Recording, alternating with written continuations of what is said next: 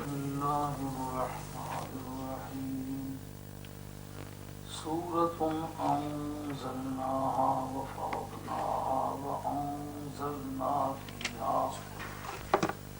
فيها آيات بينات لعلكم تذكرون الزانية والزاني فاجلدوا كل واحد منهما مئة جلدة ولا تأخذكم بهما رأفة في دين الله إن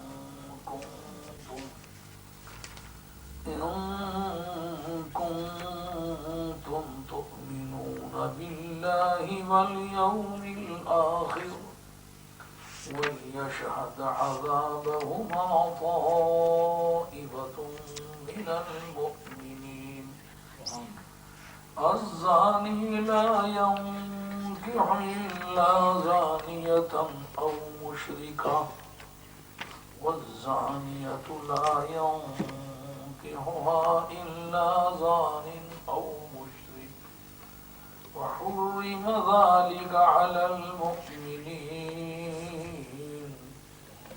والذين يرمون المحصنات ثم لم يأتوا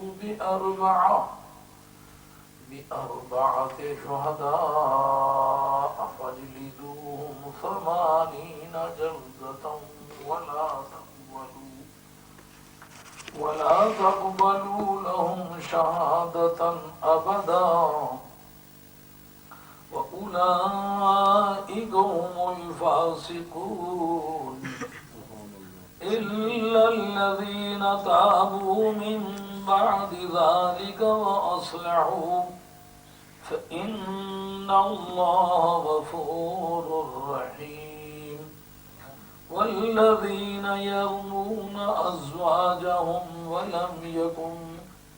ولم يكن لهم شهداء إلا أنفسهم فشهادة أحدهم 4 شهادات بالله إنه لمن الصادقين والخامسة أن لعنة الله عليه إن كان من الكاذبين ويدرأ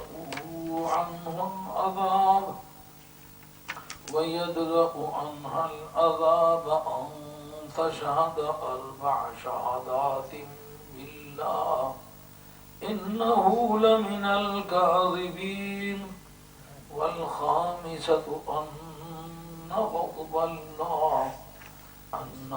الله عليها إن كان من الصادقين ولولا فضل الله عليكم ورحمته وأن الله تواب حكيم صدق الله مولانا العظيم وبلغنا رسوله النبي الكريم ونحن على ذلك من الشاهدين والشاكرين والحمد لله رب العالمين. حضرت آق جل وعلا شانہ وعز اسمہ ثم برہانہ ارشاد فرماتے ہیں سورۃ انزلناہا، یہ بڑی شان والی سورت ہے. اس کے اول میں اس کا مبتدا معذوف ہے، جس کے متعلق ہم بات کرنا چاہتے ہیں وہ معذوف ہے، جو بات ہے وہ موجود ہے. یہ حاضر ہی سورتن، یہ ایک سورت ہے جس کو ہم نے نازل کیا ہے. وفرضناہا، اور اس کو ہم نے لازمی قرار دیا ہے. فانزلنا فیہا آیات بینات، اور اس کے اندر ہم نے واضح قسم کی روشن دلیلیں نازل فرمائی ہیں. لعلکم تذکرون، تاکہ تم نصیحت حاصل کر لو. اس میں تذکرون میں تتذکرون ایک لغت، تذکرون 2 لغتیں. یہ اس میں تذکرون 3 لغت ہے، تذکرون 4 لغت ہے. ان چاروں طریقوں سے پڑھ لیا جائے نماز خراب نہیں۔ یہ اصل میں قرات کا جو موضوع ہے وہ یہ ہے، جس کو قرات کہتے ہیں وہ یہ ہے، جس کا موضوع مخارج الصفات ہے وہ تجوید ہے۔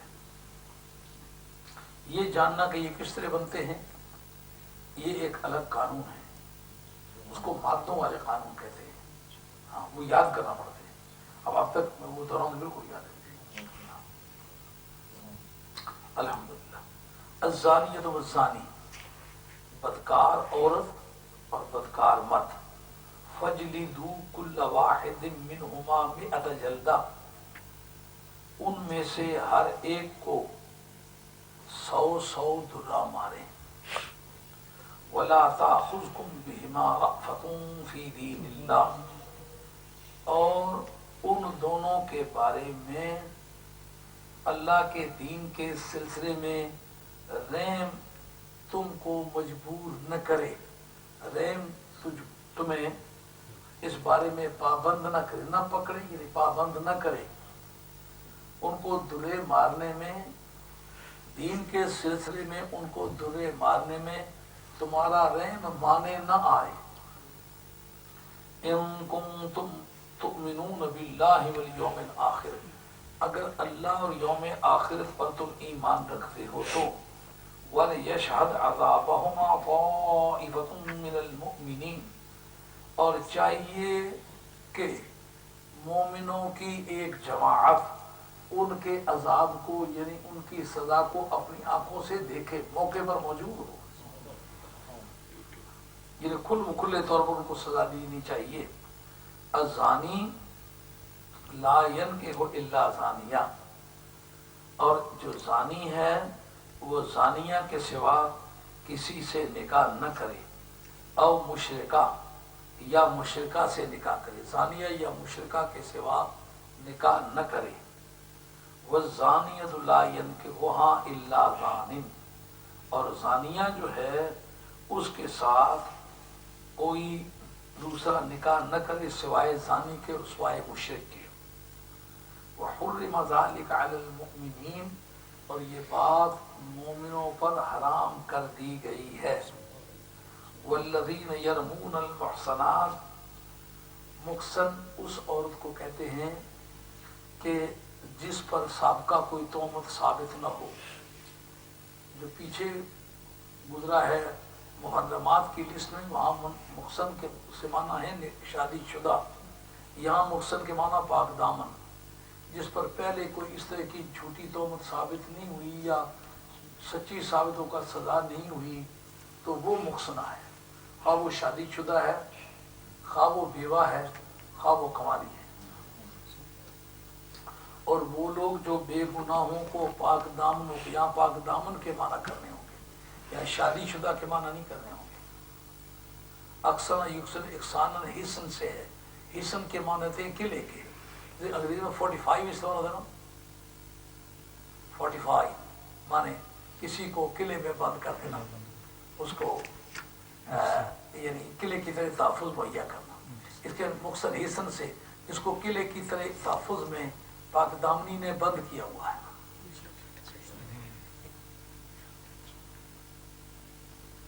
اور وہ لوگ جو بے گناہوں کو پاک بازوں کو تہمت دیتے ہیں، یہ رما یرمی کے معنی ہوتے ہیں پتھر مارنا، تو جس طرح پتھر مارنا ایک بلا وجہ جرم ہے، اس سے ملتی جلتی بات ہے تہمت دینا۔ پتھر مارتے ہیں یعنی تہمت دیتے ہیں، جھوٹی تہمت دیتے ہیں۔ ثم لم یأتوا بأربعۃ شہداء، پھر وہ 4 گواہ نہیں لاتے، فجلدوہم 80 جلدۃ، ان کو 80 درے مارو۔ ولا تقبلوا لهم شہادہ ابدا، پھر کبھی بھی ان کی شہادت قبول نہ کرو، مطرود الشہادت ہے۔ وَأُولَٰئِكَ هُمُ الْفَاسِقُونَ، اور وہی لوگ بے حکمی کرنے والے ہیں۔ فاسق کا لفظ گنہگار کے لیے بھی، منافق کے لیے بھی، خالصتاً کافر کے لیے بھی استعمال ہوا ہے۔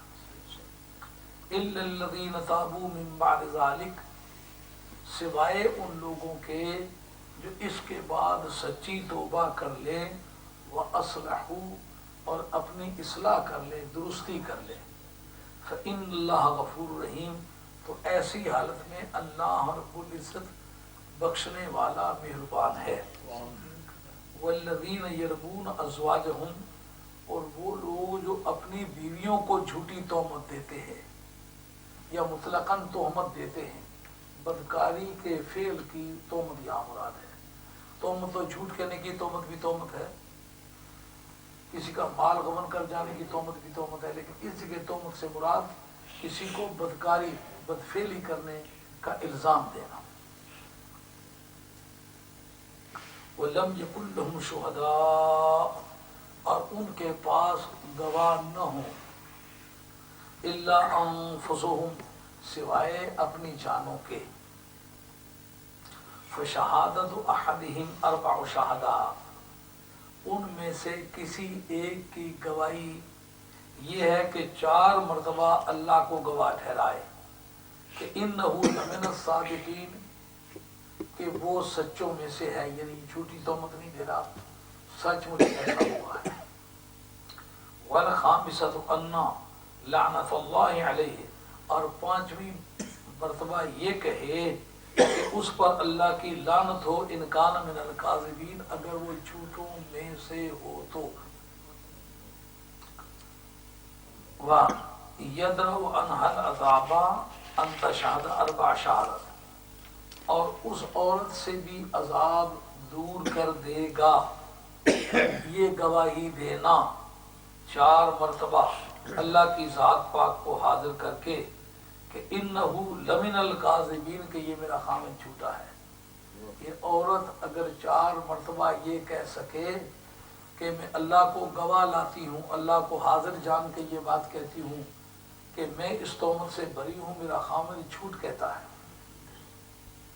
وَالْخَامِسَةَ أَنَّ غَضَبَ اللَّهِ عَلَيْهَا، اور 5ویں مرتبہ یہ کہے کہ اس پر اللہ کا غضب ہو، إِنْ كَانَ مِنَ الصَّادِقِينَ، اگر وہ اس کا میاں سچوں میں سے ہو تو۔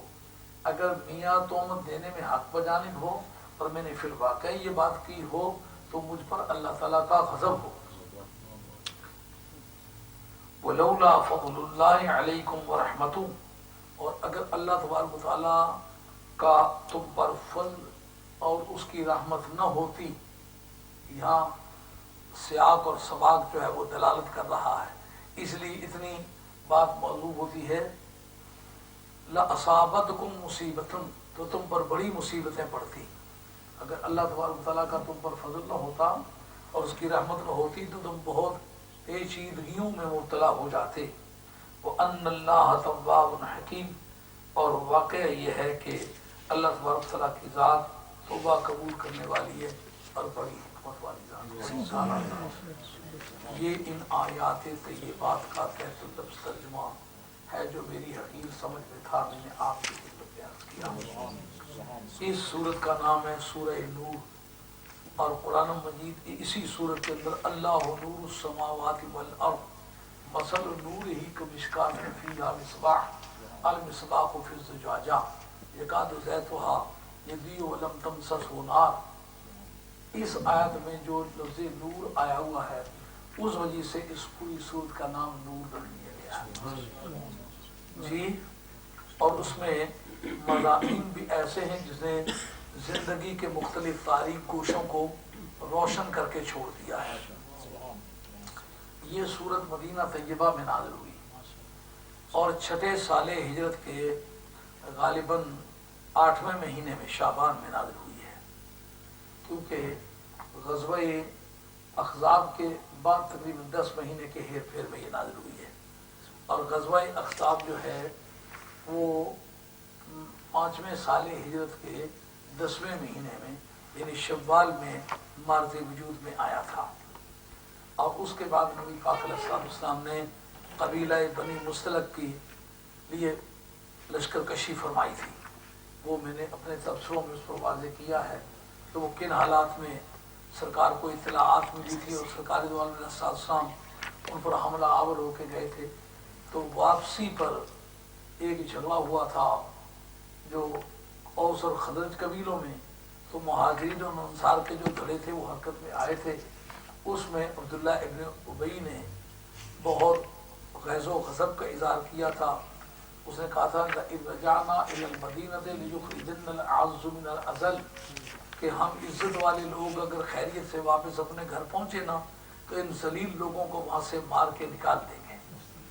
تو دوران سفر جناب سیدہ عائشہ طیبہ طاہرہ سلام اللہ علیہا کی ذات پاک پر تہمت لگائی گئی تھی، اور وہ یوں کہ نبی پاک علیہ الصلوۃ والسلام کی ازواج مطہرات کا معمول تھا کہ جب بھی کبھی سرکار دو جہان صلی اللہ علیہ وسلم کسی سفر پر تشریف لے جانے لگتے تو آپ کی ازواج مطہرات میں قرآن اندازی ہوتی کس کو ساتھ لے جائیں. تو اس قرے میں جس کا نام نکلتا اس کو ساتھ لے جاتے. حسب ضابطہ قرہ حضرت سیدہ عائشہ رضی اللہ تعالیٰ کے نام نکلا تھا، اس لیے اس سفر میں وہ ساتھ تھی. اور آپ نے اپنی ہمشیرہ صاحبہ جو حضرت صدیق اکبر رضی اللہ عنہ کی بڑی صاحبزادی تھیں اور حضرت زبیر بن العوام جو حضور کے پھوپھیزاد بھائی تھے ان کے نکاح میں تھیں، اور یہ وہی خوش نصیب خاتون تھی جن کا نام ذو النطاقتین بھی ہے. جس وقت سرکار دو عالم علیہ السلام نے مکہ شریف سے ہجرت فرمائی تھی اور غار میں جا کے پناہ گزین ہوئے تھے، تو اس وقت ان کا ایک خادم تھا جو ان کی بھیڑ بکریاں چرایا کرتا تھا، حضرت صدیق اکبر کا. تو حضرت یہ اسماء بنت ابی بکر جو ہیں یہ سرکار کے لیے کھانا برتنوں میں توشہ دانوں میں بند کرتی اور یہ سر پہ رکھ کے چل پڑتی. ان کے پیچھے پیچھے وہ گڈریا اپنی بھیڑ بکریاں لے کے نکلتا تاکہ جناب اسماء بنت ابی بکر کے آنے جانے کا کہیں پاؤں کا نشان نہ مل سکے. اس غرض سے ایسا ذو النطاقتین نام ان کا اسی سلسلے میں پڑا. ایک مرتبہ جانے میں جلدی کر رہی تھیں لیکن اتفاق سے ایسا ہوا کہ وقت پر ساری چیزیں تیار نہ ہو سکی، بڑی جلدی ان کو تیار کیا اور برتنوں میں جب وہ باندھنے لگی تو باندھنے کے لیے کوئی چیز نہ ملی. جیسا آج کی تاریخ ایک انسان اپنے پیٹ کے بڑا ہونے کو برا بھی سمجھتا ہے اور صحت کے لیے نقصان دہ بھی سمجھتا ہے، آج سے 1400 برس پہلے بھی انسانیت تھی، انسان تھا، انسانوں کی طرح سوچتا تھا. انہوں نے اپنی کمر کے ساتھ ایک کپڑا باندھا ہوا تھا جس کو نطاقہ عربی میں کہتے ہیں. عام طور پر بال بچے دار عورتیں بچے پیدا کرنے کے بعد پیٹ پہ وہ کپڑا باندھ لیتی تھی تاکہ پیٹ بڑا نہ ہو. تو وہ سوائے خامد کے اور اس بیوی کے خود اور کسی کی اطلاع میں نہیں ہوتا، نہ اس کا وہ ذکر کسی سے کرنا جائز سمجھتے. جب جلدی دیکھی کہ کوئی صورت نہیں ہے تو وہی آپ نے کپڑا اتار کے نا پھاڑ کے 2 ٹکڑے کیا، اس سے وہ توشہ دان باندھ لیے. تو ایک نطاقہ کے 2 نطاقے بنا لیے، اس لیے ذو النطاقتین ان کا نام مشہور ہے. ان کے پاس ایک ہار تھا یمن کا بنا ہوا. حضرت سیدہ عائشہ رضی اللہ عنہ نے وہ عاریۃً مانگا کہ میں سرکار کے ساتھ جا رہی ہوں تو مجھے دے دو، میں واپس آ کے تمہیں دے دوں گی. تو واپسی پر نبی پاک علیہ السلام کی ایک عادت کریمہ تھی، اس کا نام تھا تعریس. یہ بخاری شریف کے متن میں اس پر احادیث آتی ہیں کہ جو سفر کرتے رہے صبح سے کچھ وقت پہلے تھوڑی دیر کے لیے آرام فرما لیتے تھے، اس سے ذرا طبیعت تازہ دم ہو جاتی. کبھی آپ بھی اس کا تجربہ کریں، اس سے طبیعت تازہ دم ہو جاتی تھی.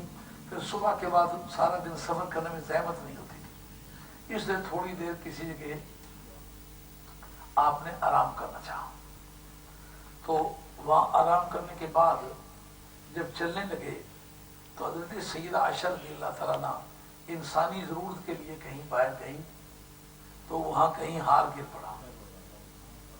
تو جب واپس آئی تو دیکھا گلے میں ہار نہیں، تو ہار کی تلاش میں واپس چلی گئی. اتنے میں صبح پھوٹ آئی اور یہ لوگ مناسب وقت میں نماز پڑھ کے چلتی ہے. تو سرکار دو عالم ان کے سفر کے لیے ایک کجاوا تھا جس کے بڑے بڑے 2 بلیاں باندھی ہوتی تھی دونوں طرف، اور 4 آدمی اسے اٹھا کے رکھتے تھے اونٹ پر. کچھ میں جناب سیدہ عائشہ رضی اللہ تعالیٰ فرماتی ہیں ہم جو آل محمد ہیں، اب تو ترجمہ ہونے لگا ہے نا، ہر پرہیزگار آدمی آل محمد ہے، لیکن بخاری میں نصف درجن کے ہرتے میں یہ حدیثیں ہوگی، ہم جو آل محمد ہیں ہمارے گھروں میں کئی کئی مہینے آگ نہیں جلتی تھی، جس کا مطلب یہ تھا کہ ہم لوگ بڑی مشکلات سے گزرے اور ہم نے دین کے اس پودے کی آبیاری اپنے خون جگر سے کی ہے، اور ہم لوگ فاقے کاٹتے رہے، مطلب اس طرح کے لکھے کھجوریں کھا لی، پانی پی لیا، ایسی کوئی چیز جو آگ پر پکتی ہے ہمارے پاس تھی ہی نہیں، آگ کس لیے جلاتے، کئی کئی مہینے آگ نہیں جلتی۔ تو کہتے اس زمانے میں عورتوں کا وزن ویسے بھی کم تھا اور میری عمر کم تھی، میرا عمر جو وزن ہے وہ 20 سیر سے کچھ کم تھا، اس لیے جس وقت وہ 4 آدمی پہلوان جو کشتیاں لڑنے والے اور دنگل لڑنے والے تھے، انہوں نے 4 سروں سے 2 بلوں کو پکڑ کے اٹھا کے اوپر رکھ دیا، ان کو محسوس نہ ہو سکا کہ بیچ میں ہے کہ نہیں ہے، چل دیے۔ جس وقت آ کے منزل پر پہنچے تو دیکھا، سرکار نے جھانک کے دیکھا کہ حضرت سیدہ عائشہ نہیں ہے۔ اس عرصے میں حضرت سیدہ عائشہ رضی اللہ تعالیٰ واپس تشریف لائیں، اور جس جگہ سرکار کا ڈیرا تھا اس جگہ آ کے بیٹھ گئی۔ صفوان بن عقبہ غالباً ان صحابی کا نام ہے، اگر میں نام بھولتا ہوں تو اس سے ملتا جلتا نام ہوگا، لیکن بہرحال یہ بات مسلمہ ہے کہ وہ امپوٹنٹ تھے، ان میں مردانہ قوت نہیں تھی، سب لوگوں کو پتا تھا یہ جوڑے کی زندگی کے قابل نہیں ہے۔ ان کی عادت کریمہ یہ تھی کہ وہ پیچھے رہ جایا کرتے تھے، جس طرح قافلہ چل دیتا تو ہر ڈیرے ہر اڈے کو دیکھتے کہ کوئی سوئی سلائی، کوئی جوتا کپڑا، کوئی چیز رہ تو نہیں گئی، اگر رہ گئی ہو تو ان کا معمول گرامی یہ تھا کہ وہ چیز اٹھائی، باندھ لی، اونٹ پہ لاد لی، منزل پہ پہنچ کے دوستوں سے کہا کہ یہ چیز رہ گئی تھی میں لے آیا ہوں۔ اس کے مطابق جب سرکار دو علیہ السلام کے فروکش ہونے کی جگہ پہنچے تو دیکھا کہ آگے ایک برقع پوش خاتون ہے، اور انہوں نے حضرت سیدہ عائشہ رضی اللہ تعالیٰ عنہ کو پردے کا حکم آنے سے پہلے دیکھا ہوا تھا، ان کے سائز سے وہ پہچان گئے کہ آپ ام المومنین سیدہ عائشہ رضی اللہ تعالیٰ عنہ ہیں؟ ان کا جی وہی ہوں۔ ان کا پھر آپ میری ماں ہیں، آپ میرے اونٹ کے کھجاوے پر بیٹھ جائیں، میں اونٹ پر سوار نہیں ہوتا آگے چلوں گا اور آپ کو پہنچاؤں۔ انہوں نے جا کے وہاں پہنچا دیا، تو اس پر عبداللہ ابن ابی اور چند ایک مخلصین بھی اس میں شامل، جن میں حضرت مصطح رضی اللہ تعالیٰ جو حضرت صدیق اکبر رضی اللہ تعالیٰ رشتے کے بھانجے تھے، اور بچپن سے ہی باپ فوت ہو گیا تھا، اور وہ حضرت صدیق اکبر رضی اللہ کے خرچے ہی پہ پڑے تھے، وہ ان کی رشتے کی بہن تھی یا حقیقی، زیادہ رائے یہی ہے کہ رشتے کی بہن تھی، حقیقی بہن نہیں تھی، لیکن حضرت صدیق اکبر رضی اللہ عنہ کی ذات پاک بڑی فیاض تھی، اس لیے انہوں نے انہیں بڑی فراخی سے پالا پوسا، وہ بھی اس تہمت میں شریک ہو گئے۔ اور حضرت حسان بن ثابت رضی اللہ تعالیٰ عنہ بڑے چوٹی کے سرکار دو علیہ وسلم کے مداح ثنا خان صحابی ہیں، وہ بھی شریک ہو گئے، بعد میں ان کو 80 درے کی سزا ہوئی ہے۔ تو پھر حضرت نبی کریم علیہ السلام گھر تشریف آئے، اور کافی دنوں تک حضرت سیدہ عائشہ رضی اللہ تعالیٰ سے کوئی بول چال نہ ہوئی، اور وہ یہ پوچھنے کی جسارت بھی نہ کر سکی کہ یا رسول اللہ آپ نے مجھے بلایا ہی نہیں ہے، پوچھا نہیں ہے، جو شفقت فرمایا کرتے ہیں نہیں فرمائی۔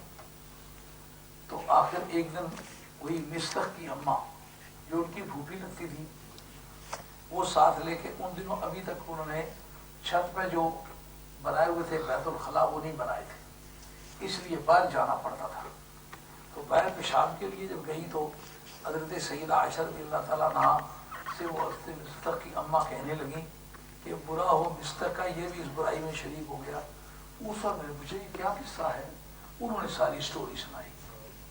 جب میں واپس آئی تو پھر نبی کریم علیہ السلام سے عرض کیا، میں نے کہا میری طبیعت ٹھیک نہیں ہے، مجھے اپنے والدین کے گھر جانے کی اجازت دیں، تو میں چند دن وہاں رہا۔ کہا روں ہی روں، ماں باپ دونوں مجھے چپ کرانے کی کوشش کرے کہ کیا کوئی تسلی کی بات جو نہ کر سکے۔ اس عرصے میں نبی پاک علیہ السلام نے اپنے صحابہ کرام سے ریفرینڈم کروایا، اس کو تفسیر نصفی نے، یہ آگے وہ آیت آ رہی ہے جس پر یہ ساری بحث ہوگی، لیکن اتنی بات یہاں جان لینے کا فائدہ یہ ہوگا کہ یہ باقی مضامین بھی سمجھ میں آئیں گے اور وہاں دوبارہ یہ بحث نہیں چھڑے گی. یہ بحث اصل میں اس آیت کے جس میں جناب سیدہ عائشہ رضی اللہ عنہا ہونے لگی، مگر بہت سارے قصے ریلیونٹ ہیں اسی سے، اس لیے پھر وہاں جا کر بیان کریں تو ان کا سمجھ نہ رہ جائے گا. یہ زنا کی سزا اور زنا کی تہمت اور وغیرہ وغیرہ، یہ لعان کرنا، اس کو لعان کہتے ہیں جب مرد اپنی بیوی کو یا بیوی اپنے مرد کو یہ تہمت دے دے تو لعان کرنا پڑتا ہے، یہ بھی اسی کا حصہ ہے. اس لیے یہ پہلے بیان کر دیا کرنا، یہ وہاں بیان کرنے والی چیز ہے. جس وقت حضرت نبی کریم علیہ السلام نے صدیق اکبر رضی اللہ عنہ سے استصواب کیا کہ آپ اپنی رائے کا اظہار فرمائیں، آپ اپنی رائے بتائیں کہ آپ کی بیٹی اس بارے میں گنہگار سمجھی جائے گی کہ نہیں، آپ اپنے گمان کے مطابق کیا سمجھتے، صحیح ہے وہ غلطی سرزد ہوئی ہے کہ نہیں. منافقین نے بھی یہ بات اڑا دی نہ کہ پیچھے رہ اسی لیے گئی تھی. اب وہ جو صحابی تھے ان کے ساتھ انہوں نے معاذ اللہ بدکاری کی ہے، یہ کہنا چاہتے تھے. اب کوئی عقل انسانی اس کی حمایت نہیں کر سکتی کہ اگر بدکاری معاذ اللہ سوریاض باللہ کرنی ہے تو سفر کے دوران جب ہزاروں کی تعداد میں ساتھی ساتھ ہیں وہ وقت کرنے کا ہے، اور ٹھہرے ایک چٹکل میدان میں جہاں کوئی اوجل نہیں ہے، یہاں کوئی اوٹ نہیں ہے، بدی کو چھپایا نہیں جا سکتا. تو ادھر بڑے جمع غفیر میں یہ کام کیا جا سکتا ہے، لیکن برائی کرنے والا آدمی کانٹیکس کو نہیں دیکھتا کہ کیا کرنے لگا ہو، وہ سمجھتا ہے یہ میری برائی کے تقاضے کو پورا کر لو، بعد میں جوتے ہی کھا لو. صدیق اکبر رضی اللہ عنہ جب پوچھا گیا تو آپ عرض کرتے ہیں یا رسول اللہ صلی اللہ علیہ وسلم، اگر آپ کی نظروں میں میری بیٹی گنہگار ہے تو بالکل گنہگار ہے، اور اگر آپ کی نظروں میں بے گناہ تو بالکل بے گناہ ہے. رہی میری رائے، میں جب سے آپ کا کلمہ پڑھا یا رسول اللہ میری کوئی رائے نہیں، میں آپ کا غلام ہوں، جو آپ کی رائے سو میری رائے، میں کوئی رائے پیش کر کے اپنا سارا ماضی نہیں تباہ کرنا چاہتا. میری رائے خواہ میرا باپ ہو، خواہ میرا ماں ہو، خواہ میری بیوی ہو، خواہ میرا بچہ ہو، وہی رائے ہے جو آپ کی. مزہ آیا نا کلمہ پڑھنے کا. جس کی بیٹی ہے وہ کہتا ہے یہ میں آگے جو آپ کی رائے وہ کی. فاروق اعظم رضی اللہ عنہ سے پوچھا گیا، فاروق اعظم کہتے ہیں جس مولا نے مکھی کو آپ کے بدن پر بیٹھنے کی اجازت نہیں دی کہ آپ کے بدن سے لگنے کے بعد وہ گندگی پر جا کے بیٹھے، گندگی سے اٹھے پھر آپ کے بدن سے آ کے لگے، جس مولا نے آپ کے تقدس اور طہارت کا یہ اہتمام کیا ہے کہ یہ بدکاری کی جو گندگی ہے یہ تو دوسری گندگی کے مقابلے میں ہزارہ گنا بری گندگی ہے. اس لیے میں کبھی امید نہیں کر سکتا کہ ایسا بھی. اس کا نام کیا ہے؟ قیاس. تو سرکار نے رد کیا اس قیاس کو. قیاس پر سچائی. علت حکم کیا ہے؟ علت حکم آپ کا تقدس، آپ کے ساتھ تعلق پیدا ہونے کے بعد نجاست سے تعلق نہیں پیدا ہونا چاہیے. نجاست سے تعلق نہ پیدا ہونے کی علت کیا ہے جی؟ دھیان سے بات سنیں. جو فاروق اعظم کا جملہ ہے وہ کس بنیاد پر ہے؟ کہنے کو تو کہہ دیا نا، لیکن آپ اس کو تحقیق کے ترازو پہ چڑھائیں نا. نتیجہ کیا انہوں نے اخذ کیا ہے کہ آپ کی بیوی یہ برائی نہیں کر سکتی، لیکن کس سے اخذ کیا ہے؟ اس کے لیے اصل ان کے پاس کیا تھی؟ جس پر قیاس کرے اس کے تین نام ہیں. اصل، مقیس علیہ، ملاق بہی. ملاق بہی کیا ہے؟ مکھی کا نہ بیٹھنا. مکھی کیوں نہیں بیٹھتی؟ علت حکم کیا ہے؟ آپ کے بدن سے لگنا، یہ علت ہے اس کے بچنے کی. لگے تو اس سے بچے، اس سے بچ نہیں سکتی، زیادہ لگ نہیں سکتی. علت حکم سمجھ آ گئی نا. اب علت حکم جناب سیدہ میں پائی جاتی ہے. اس کو یہ علت نہیں مل سکی تو بیٹھتی ہے نا گندگی پر. آپ کے بدن میں نہیں بیٹھ سکی نا، یہ بیٹھ گئی ہے نا، یہ لگی ہے نا آپ کے بدن سے. علت حکم معلوم ہو گئی ہے. معلوم ہے یہ اس نجاست پر نہیں بیٹھ سکتی. کیا اس کو تسلیم کیا گیا کہ نہیں کیا گیا؟ سرکار کی بارگاہ نے مانا ہے نہیں. اس کے بعد حضرت عثمان غنی رضی اللہ عنہ سے پوچھا گیا، وہ کہتے ہیں یا رسول اللہ آپ کا سایہ اللہ نے نہیں چھوڑا. یہ تفسیر نصفی کے اندر حوالہ جات کا موجود ہے، بڑا ثبوت ہے کیونکہ امام نصفی محدث بھی ہے، فقیہ بھی ہے اور متکلم بھی ہے، علم عقیدہ کا بھی امام ہے اور اصولی بھی ہے، فقیہ بھی ہے، مفسر بھی ہے، بلاغی بھی ہے، بیانی بھی ہے، بدیع بھی ہے، قاری بھی ہے، مجوید بھی ہے، یہ کوالٹیز ہے ان کی. کوئی تفسیر کسی بھی آیت پر جو تفسیر ہے یہ سارے علم استعمال کرتا دو لائنوں میں ہے. اس کا مطلب یہ ہے کہ کوئی کسی آدمی کے علوم تیار ہونا اس کا وقت بچاتا ہے، بات پوری کہتی ہے. اور بتائیے آج میں کوئی اردو کی تفسیر بھی ساتھ دیکھ رہا تھا، ایسا ان کا گدھا گہرے پانی میں کھڑا ہوا نا کہ بالکل بات کو الجھا دیا، پتہ چلا اس آدمی کو سمجھ نہیں آئی بات. اور امام نصفی کی تفسیر دیکھی، دو لائنوں صاف کر کے چھوڑا. حیرت ہوئی کہ جو لوگ حنفی کہلاتے رہے، امام نصفی جیسے آدمی کی جو معتبر ترین تفسیر اہل سنت کی وہ بھی مطالعے سے نہیں گزری، تفسیریں کس پر ہوتے ہوئے لکھتے رہے واضح طور پر. حیران ہو حضرت عثمان غنی رضی اللہ تعالیٰ کہتے ہیں آپ کا سایہ اللہ تعالیٰ نہیں چھوڑا. یہ تفسیر بتا رہے ہیں لکھا سایہ نہیں چھوڑا. کیوں؟ کہ آپ کے سائے کا آپ سے تعلق ہے، وہ آپ سے بھی تعلق رکھتا اور آپ جس کے سایہ پڑتا اس کے کوئی قدم بھی رکھتا اب تک ہوتی. اب علت حکم کیا ہے؟ سرکار سے تعلق رکھتا. اور حکم کیا ہے؟ اس جگہ پاؤں نہ رکھا جائے جس جگہ سرکار کے تعلق رکھنے والی شے کا تعلق بنے. اب وہ اس پر اپلائی کیا. ان کا تعلق آپ سے بن گیا جیسا سائے کا تعلق آپ سے ہے. پھر اگر پڑھتا تو وہاں پاؤں نہ پڑھ سکتا، پاؤں اس لیے پڑھ سکتا کہ وہ وہاں نہیں پڑا. اب مانا یہ نکلے ان کا تعلق آپ سے بنا ہے، ان سے کسی سے تعلق نہیں بن سکا جس طرح کے سایہ کا تعلق نہیں بن سکا کسی سے. اخذ ہوا کہ نہیں ہوا؟ اور کیا صحابہ میں تھا کہ نہیں تھا؟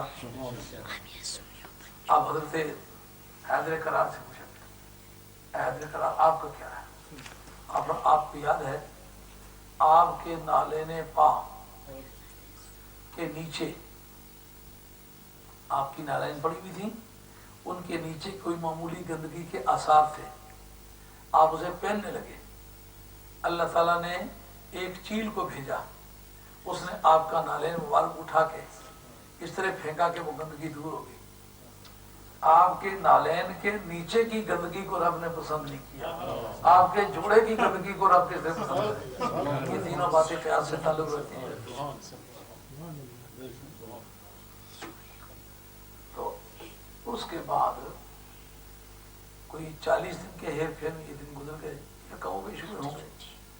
جبریل امین یہ پیغام لے کر کے آئی، یہ منظم پڑھ رہا ہے، پاک باز ہم گواہی دیتے. تو جس کے تہمت دینے والے وہ جھوٹے ہیں. اب جناب صدیق اکبر رضی اللہ عنہ جناب سید عائشہ سے کہتے ہیں کہ اٹھ کے تو سرکار کا شکریہ ادا کر. یہ ان کے گھر ہی میں وہی آئی. حضرت سید عائشہ کہتے میں نہیں شکریہ ادا کرتی، میں اللہ کا شکریہ ادا کروں. ہمارا تو منہ اس قابل نہیں ہے کہ بات کیا سرائی کرے، لیکن ان کی ناز پروردگی کا بھی اندازہ کریں، سوچ کا بھی اندازہ کریں، لاڈلی پن کا بھی اندازہ کریں، اور خدا تعالیٰ کی عنایت کا بھی اندازہ کریں. اب اس موقع پر بدعقیدہ لوگوں کو یہ بات سوجی ہے کہ اگر سرکار کو علم ہوتا تو سرکار دو عالم علیہ السلام بتلا کیوں نہ دیتے. یہ بات ایک مرتبہ میرے پی ایچ ڈی کے ریسرچ کے دوران یونیورسٹی میں چھڑی، تو ان کا قرآن مجید فیبریکیٹڈ ہے. میں نے 4 شہادتیں ایسی جس میں کہ بظاہر ڈانٹ نظر آتی ہے. ان میں ایک بات یہ کہ یہ جو سیدہ عائشہ رضی اللہ عنہا پر تہمت لگی ہے 40 دن تک وہی نہ آئی. میں نے کہا مجھے یہ بتلاؤ اگر من گھڑت بات کرتے ہوتے ان کی بیوی پر تہمت لگتی تو سرکار فوراً اسی وقت نہ کہتے تھے بے گناہ ہے. 40 دن انتظار کرنے کا کیا مقصد ہے؟ سرکار کو پتا تھا قیامت تک اور کسی نبی نے نہیں آنا، میں ہی نبی ہوں. تو مجھے پرکھنے والے کہیں آئندہ یہ بھی کہنا شروع کر دیں گے من گھڑت باتیں کرتا رہا. اگر من گھڑت کرتا ہوتا تو کتنی ساری لاگت اس پہ آتی. 40 دن انتظار کرنے کی کیا ضرورت تھی. 40 دن انتظار کرنے کا یہ معنی ہے کہ من گھڑت نہیں تھا. من گھڑت ہوتی 40 دن انتظار میں نے کہا یہ 4 ڈانٹوں کا ذکر ہے. ڈانٹ پلی ہے. اگر اپنی طرف سے بات کرتے تو اپنی ڈانٹ کا کوئی ذکر کرتا. اب اس جگہ آ کر کے پتا چلا کہ نبی نے اس وقت جو بات نہیں کی وہ اللہ علمی کی وجہ سے نہیں کی, علم کی وجہ سے. انہیں پتا تھا بعد میں اس حوالے کی ضرورت پڑے گی. جی تو عتاب ہوتا ایک ہوتا ہے عتاب اور ایک ہوتا ہے عذاب. عذاب ہوتا ہے بوجھا ناراضگی کے, بوجھا گناہ کے. عتاب ہوتا ہے بوجھا پیار کے. سمجھ میں پیار ہو تو کوئی ڈانٹتا ہے, پیار نہ ہو تو ڈانٹ کیا ہے. سمجھ رہی یہ بات.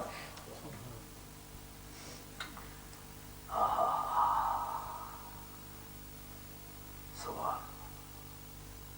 جس وقت غزوہ تبوک میں سرکار تشریف لے گئے تھے, کتنے ہی لوگ تھے جو مسلمان کہلاتے تھے نہیں گئے تھے. ان سے سرکار ناراض ہوئے تھے, لیکن کعب بن مالک رضی اللہ عنہ ناراض ہوئے تھے کہ نہیں. یہ چند صحابہ جنہوں نے اپنے آپ کو ستونوں سے بدوا دیا تھا, ان سے ناراض کیوں نہیں ہوئے جو باقی کے بھی چلتے پھرتے تھے. ہم سے تعلق کوئی نہیں ہے. ان کے لیے عذاب انتظار کر رہا ہے. عتاب پیار کو ہوتا ہے, جن سے پیار ثابت ہوگا عتاب ان کے لیے ہوگا. پیار نہیں ہوگا تو عتاب کیا ہوگا.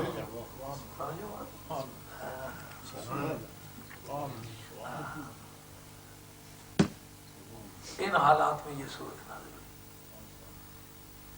اس کا نام ہے سورہ نور.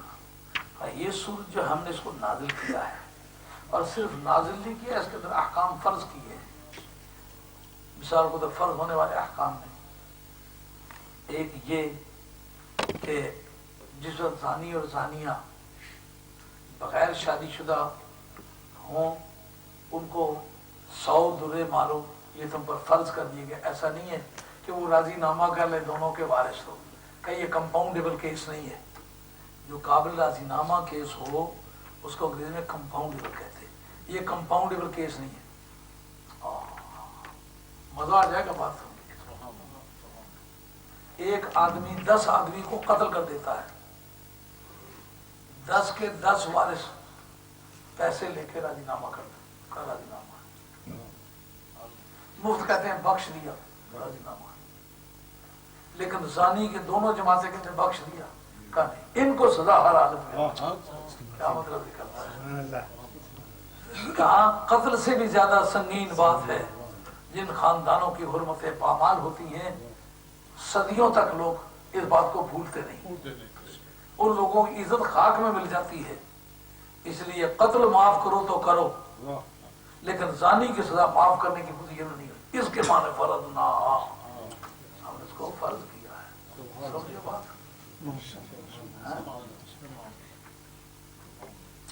لیکن غیر شادی شدہ, اس جگہ اردو مفسرین نے کہا غیر شادی شدہ جو شادی شدہ زانی ہے, بیوی ہے اور میاں ہے, انہوں نے بدکاری کر ڈالی ہے تو ان کو سنسار کرنے کا حکم حدیث متواتر سے ثابت ہے, قرآن سے ثابت نہیں.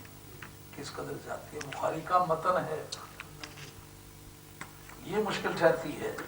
حدیث میں مہارت کے بغیر تفسیر کی جائے تو تفسیر مجروح ہونے لگتی ہے, کیونکہ قرآن کی سب سے اچھی تفسیر حدیث رسول پاک صلی اللہ علیہ وسلم ہے.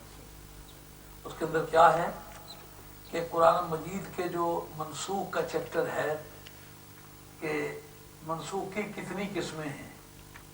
ایک وہ ہیں جن کا حکم منسوخ ہے اور تلاوت موجود ہے.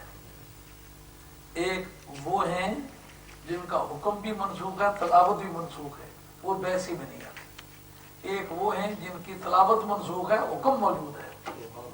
یہ ان آیتوں میں سے ہے کہ جن کا حکم موجود ہے, تلاوت منسوخ ہے. قرآن کی آیت کی کہاں لکھی ہے؟ بخاری میں. الشیخو والشیخۃ اذا زنیا فرجموہما نکالم من اللہ، یاد کہ شادی شدہ مرد اور شادی شدہ عورت جس وقت وہ بدفعلی کر بیٹھے یا اقرار سے ثابت ہو جائے یا شہادت سے ثابت ہو جائے ان کو سنسار کرو، اتنے دبا کے پتھر مارو، کمر تک دبا کے پتھر مارو کہ ان پتھروں سے ان کی موت وقت ہو جائے. یہ آیت سے ثابت ہے، حدیثیں بھی اس کی حمایت کریں لیکن ثابت تو قرآن سے ہے. کس آیت سے؟ جو آیت قرآن میں موجود نہیں ہے. حکم موجود ہے، تلاوت موجود ہے، اور بخاری کے اندر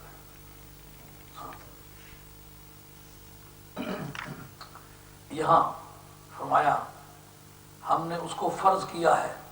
اب زانی اور زانیہ کے بارے میں صلح کرنا چاہو کا کمپاؤنڈیبل کیس، قتل معاف کر سکتے ہیں، جانوں اور مالوں کی تباہیاں منظور کر سکتے ہیں، لیکن کسی کی غیرت کی پامالی برداشت نہیں کر سکتے. یہ کسی کو بخشنے کا، سمجھ آئیے دوستوں؟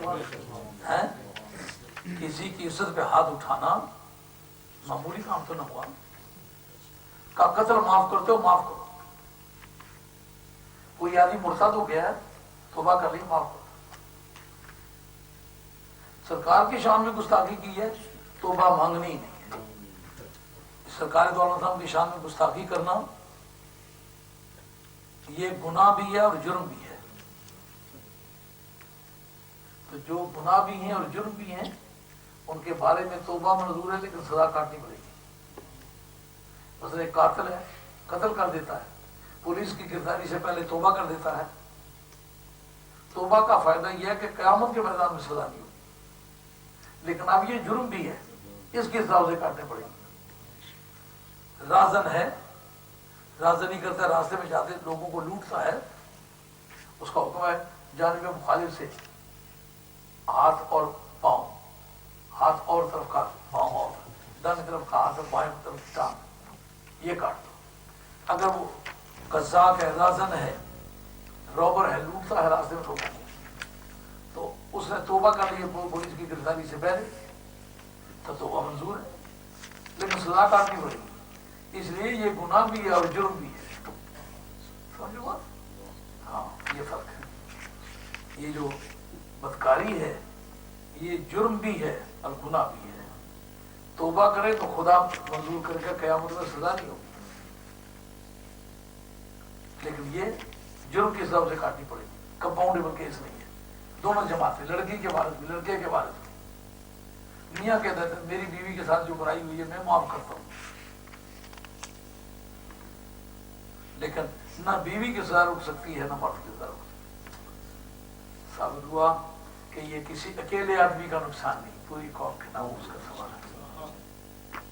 آپ لوگ بھی بیٹیوں والے ہیں، بہنوں والے ہیں.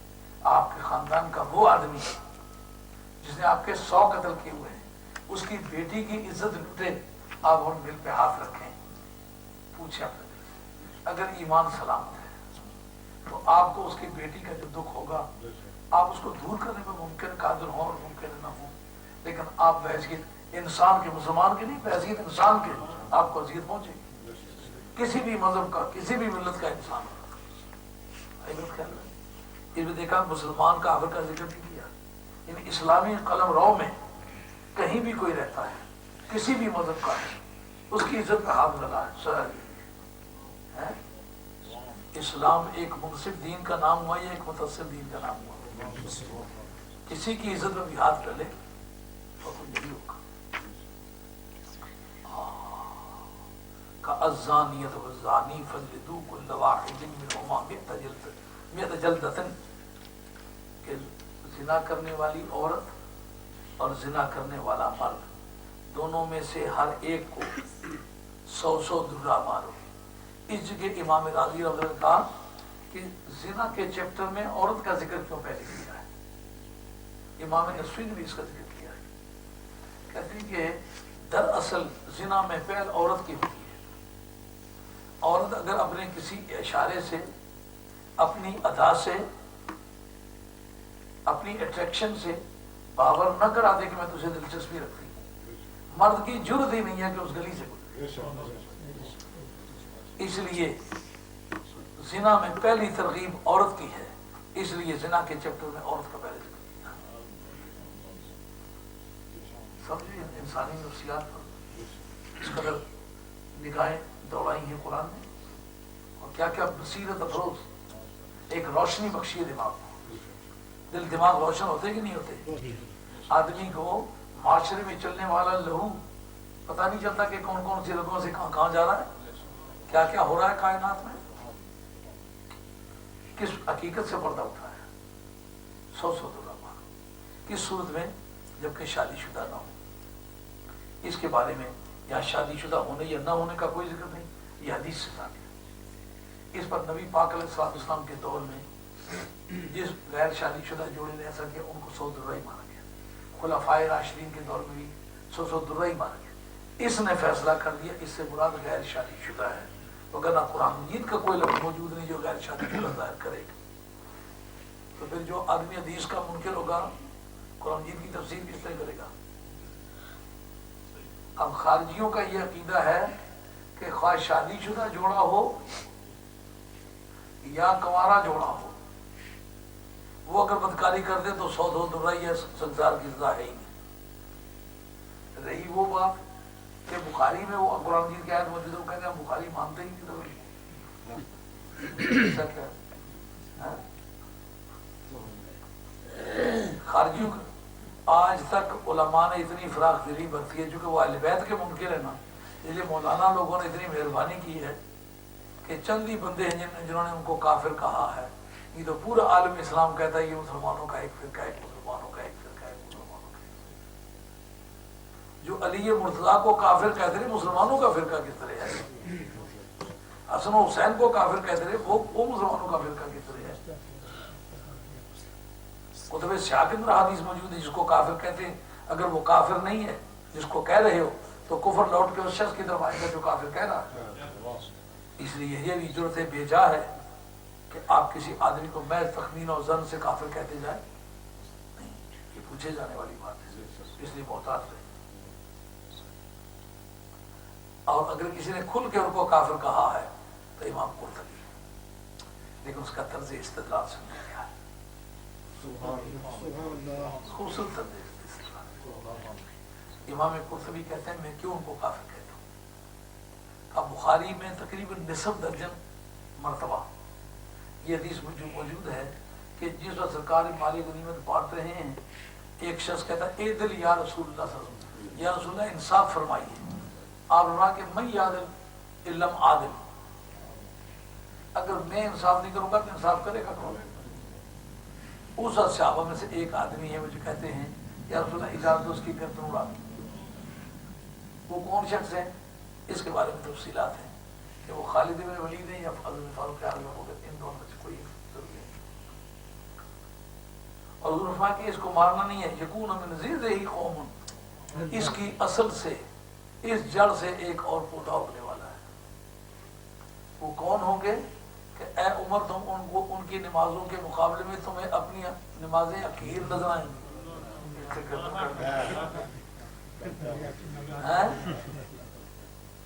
ان کی ادائیں دیکھو کہ 5-6 گردن سے بندے ہوئے ہیں، پوچھیں کانوں تک، سی ماؤ متحر کونے مونے، یہ ان کی نشانی ہے۔ منڈا ہوا ہونا، سکن ہیڈز، وہ جسے چارلز فرسٹ کے جو مخالف تھے اور پارلیمنٹ کے حامی تھے، راؤنڈ ہیڈڈ جن کو کہتے تھے، یہ راؤنڈ ہیڈڈ ہے۔ تو ان کی نمازوں کے مقابلے میں تمہیں اپنی نمازیں حقیر نظر آئیں۔ یقرؤون القرآن، قرآن مجید پڑھیں گے، والقرآن لا یتجاوز حناجرہم، اور قرآن مجید ان کی حلقوں سے نیچے نہیں اترے گا۔ اور ایک آخری بات جسے انہوں نے کفر پر استدلال کیا ہوئی، یہ تو بتائیں نمازی بھی ہوں گے، قرآن بھی پڑھیں گے، مع ذالک یکونوا کافرین، اس کے باوجود کافر ہوگا۔ کیا دلیل ہے؟ کہتے ہیں یمرقون من الدین کما یمرق السام عن الرمیۃ، وہ دین سے اس طرح نکل جائیں گے جس طرح تیر شکار سے نکل جاتا ہے۔ اس لیے علم بیان کی تحقیقات کو سامنے لاتے ہیں، استدلال دلیل بنانے کے لیے سارے علم استعمال ہوتے ہیں۔ اس جگہ یہ جو علم استعمال ہوتا ہے اس کا نام ہے علم بیان۔ علم بیان میں کون سا جگہ؟ علم مسئلہ تشبیہ۔ تشبیہ جب دی جاتی ہے تو مدار حکم کیا چیز ہوتی ہے؟ وجہ شبہ۔ مثلا آپ کہتے ہیں کہ اس کا چہرہ تجلی طور کی مانند ہے، اس کا مطلب انوار الہیہ چمک رہے ہیں، انوار الہیہ وجہ شبہ ہے۔ آپ اس کو پہاڑ ہونے کی وجہ سے تشبیہ نہیں دے رہے، اونچا ہونے کی وجہ سے تشبیہ نہیں دے رہے، اس کے ہونٹ تو گلاب کی پتیوں کی مانند ہے، تو معلومات نزاکت اور لطافت کی وجہ سے آپ تشبیہ دے رہے ہیں، خوشبو کی وجہ سے نہیں دے رہے۔ وجہ شبہ کیا ہے؟ لطافت۔ اس کا چہرہ چاند کی مانند ہے، معلومات گول ہونے کی وجہ سے تشبیہ نہیں دے رہے، حسین ہونے کی وجہ سے نہیں دے رہے۔ اس کا چہرہ پھول کی مانند ہے، معلومات گول ہونے کی وجہ سے تشبیہ نہیں دے رہے، نزاکت اور لطافت کی وجہ سے تشبیہ دے رہے۔ اس کا قد سرو کی مانند ہے، تو لمبائی اور سیدھائی وجہ شبہ ہے۔ کہتے اس جگہ جو کہا ہے کہ وہ دین سے اس طرح نکل جائیں گے جس طرح کے تیر شکار سے نکل جاتا ہے، وجہ شبہ کیا ہے؟ تشبیہ کی وجہ کس وجہ سے تشبیہ دی ہے؟ کہ ان کی شکل اس معاملے سے میں اس سے ملتی جلتی ہوگی کہ تیر ایک مرتبہ شکار سے نکل تو جاتا ہے لیکن واپس نہیں آتا، دین سے یہ نکل جائیں گے، اس کا نام ہے ارتداد، واپس نہیں آئیں گے، اسی حالت میں مریں گے۔ یہ دلیل ہے اس بات کی کہ یہ فتح الملم کے اندر جو ان کی شرح ہے، حضرت فتح الملم خیر عثمان زر کی ہے، وہ امام قرطبی کی ہے، 6 جلدوں کی شرح لکھی ہوئی ہے، اس کے اندر یہ مسئلہ موجود ہے، اسی حدیث کے ہاں جی۔ تو وہ کہتے ہیں کہ اس جگہ تو کوئی شادی شدہ یا غیر شدہ کوئی بات نہیں ہے، تو کس سے ثابت کرتے شادی شدہ کے یہ غیر شادی شدہ کے متعلق ہے؟ کہا حضور کی حدیث سے، ان کا حدیث ہم مانتے ہی نہیں تو۔ اور انہوں نے ایک اور بھی ایک ایسی بات کہی ہے جس سے کافر ہیں، مگر میں حیران ہوں آج تک علماء نے ان کو کافر کہنے میں دیر کیوں کی ہے۔ اس لیے کہ علامہ بدر الدین زرکشی رحمۃ اللہ علیہ نے اپنی کتاب البرہان فی علوم القرآن کے اندر ذکر کیا ہے کہ یہ جو ہیں سورہ یوسف کے منکر ہیں، کہتے ہیں یہ قرآن نہیں ہے، یہ لو سٹوری ہے۔ تو محبت کی اس طرح کی کہانیاں قرآن مجید ہو سکتی ہیں؟ باوجود اس کے کہ اللہ نے نازل کی ہے، وہ کہتے ہیں ہم اس کو نہیں مانتے، یہ لو سٹوری ہے۔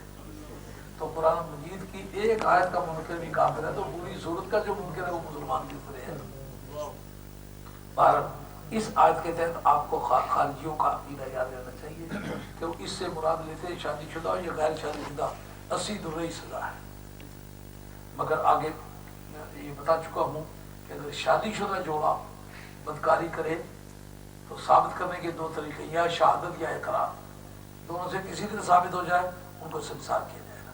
مگر سنسار کرتے وقت یہ دیکھنا ہوگا، ایک منہ پہ آپ ضرب نہیں ماریں گے، ایک سر میں نہیں ماریں گے، ایک شرمگاہوں پہ نہیں ماریں گے، اور عورت جو ہے اس کی چھاتیاں بھی حجابات میں شامل ہیں، آپ چھاتی میں پتھر نہیں مار سکتے، پشت کی طرف ماریں کہ جس سے اس کی موت واقع ہو جائے، لیکن پھر بھی بہو بیٹی ہے، کسی خاندان کی آبرو ہے، اس کی چھاتیوں کو بھی حجاب۔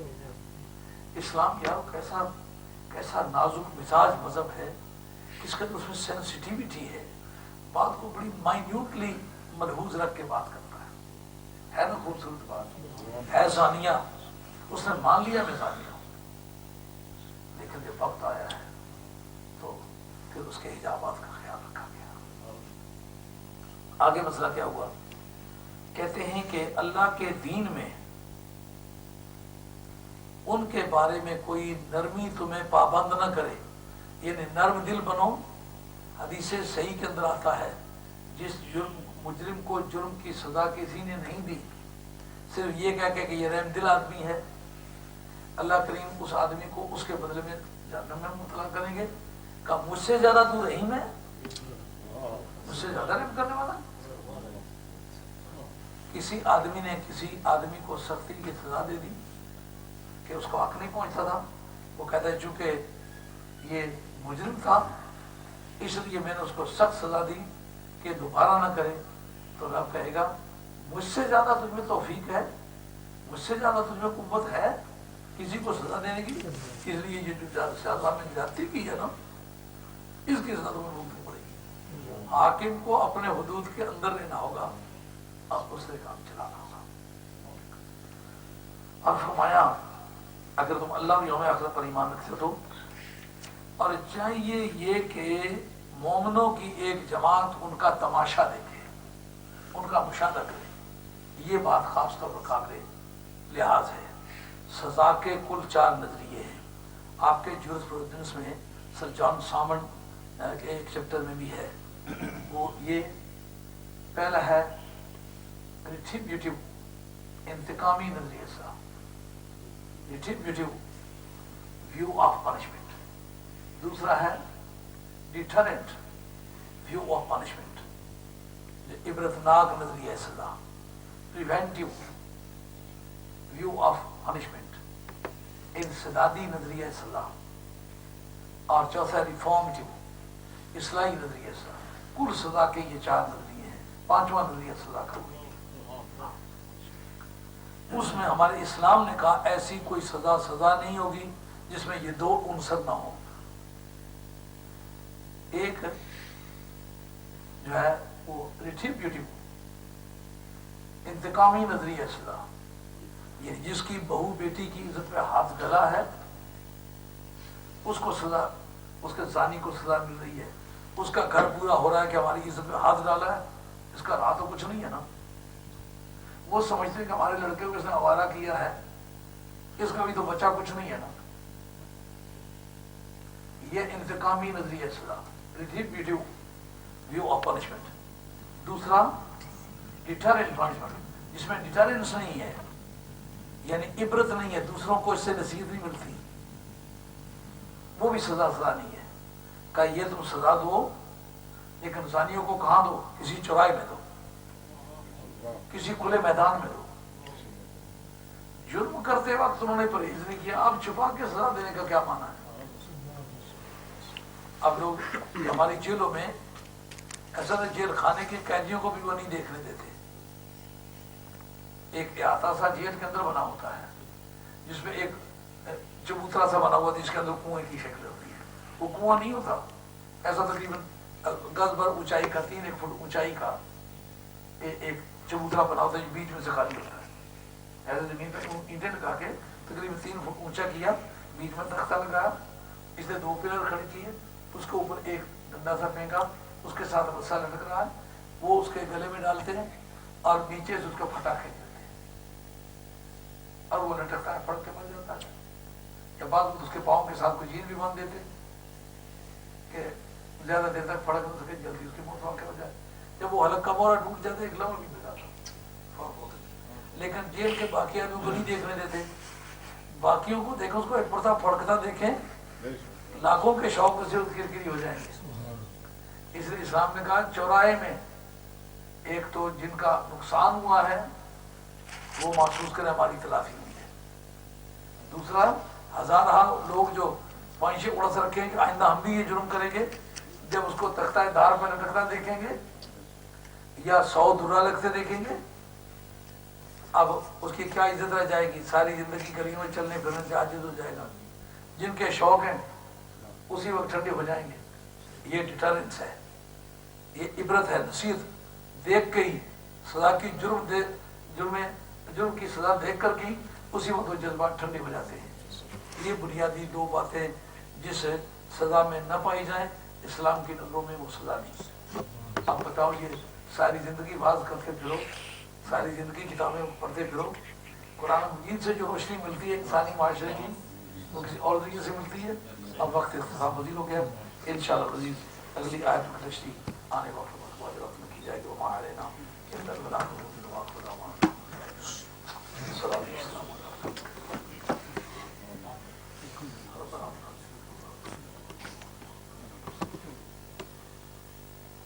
ان دوستوں نے اپنے نیک حالات کا مجھ سے ذکر کیا. اللہ صاحب